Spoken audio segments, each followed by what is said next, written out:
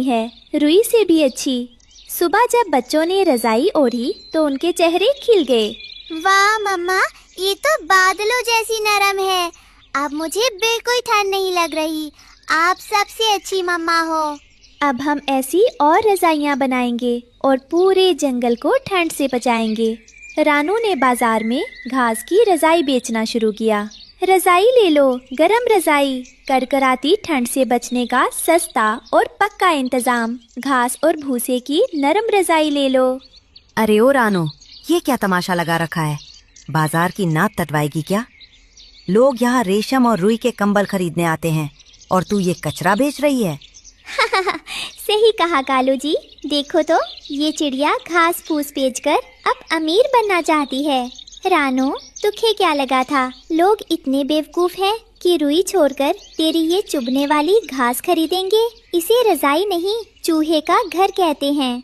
बहन गोरी, ये कचरा नहीं है। मैंने अपनी रातों की नींद और अपनी चोंच की मेहनत से इसे बनाया है। ये सिर्फ घास नहीं है, इसमें एक माँ की ममता, मेहनत और ईमानदारी की गर्माहट है। एक बार इस्तेमाल करके तो देखो, रुई को भूल जाओगी।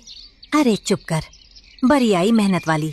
मेहनत तो हम करते हैं जो दूर दराज के जंगलों से महंगी रुई मंगवाते हैं। तेरी इस घास की रजाई को तो मैं मुफ्त में भी ना लूं। ओ भाइयों, देखो, इस भिखारी चिड़िया का मजाक देखो। अब ये हमें घास में सुलाएगी। रानू, बेहतर होगा कि ये कूड़ा उठा और यहाँ से भाग जा। अपनी औकात मत भूल। तू एक मामूली चिड़िया है, कोई बड़ी व्यापारी नहीं। मजाक उड़ाना आसान है कालू भाई, पर किसी की मेहनत का मजाक उड़ाकर आप बड़े नहीं बन जाते।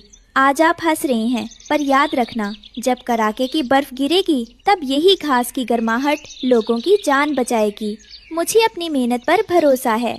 सूरज ढल रहा था। रानू की आंखों में आंसू थे, पर वो डटी रही। तभी एक बूढ़ा कबूतर, जो ठंड से बुरी तरह कांप रहा था, रानू के ठेले के पास आकर रुक गया। बेटी, क्या ये रजाइयाँ सच में गर्म हैं? मेरे पास इतने पैसे नहीं हैं कि मैं कालू की दुकान से रुई का कंबल खरीद सकूं। मेरी पत्नी घर पर बीमार है और इस बर्फीली हवा ने हमारा जीना मुश्किल कर दिया है। हाँ बाबा, ये बहुत गर्म है। आप बस एक बार इसे ओढ़कर देखिए। अगर आपको आराम ना मिले तो पैसे मत दीजिएगा। जैसे ही वो रजाई ओढ़ता है, उसके चेहरे पर सुकून आ जाता है और उसके शरीर की थरथराहट रुक जाती है। अरे, ये तो जादू है।